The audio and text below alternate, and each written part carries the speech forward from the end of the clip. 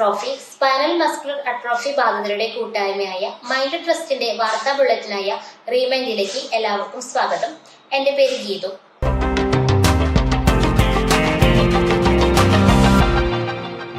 ഒപ്പം പെൻഷൻ പ്രൊജക്ടിന്റെ ഭാഗമായി ജനുവരി ഫെബ്രുവരി മാസങ്ങളിൽ 6 അംഗങ്ങൾക്കായി ആകെ 30,000 രൂപ നൽകാൻ സാധിച്ചു.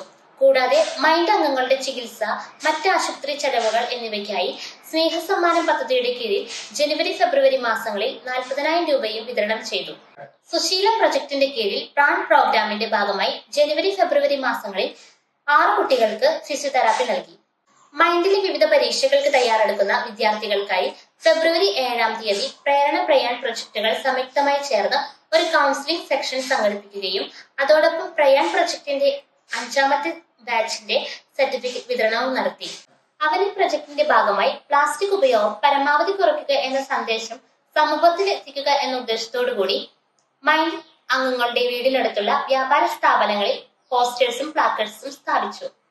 മൈൻഡിന്റെ വോളണ്ടിയർ വിങ്സായ കൂട്ടിന്റെ സഹകരണത്തോടുകൂടി മൈൻഡിലെ കുട്ടികളുടെ സംസ്ഥാനതല സംഗമം ORAT 2K26 എന്ന പേരിൽ ജനുവരി 4-ന് വൈറ്റിനിൽ വെച്ച് സംഘടിപ്പിച്ചു.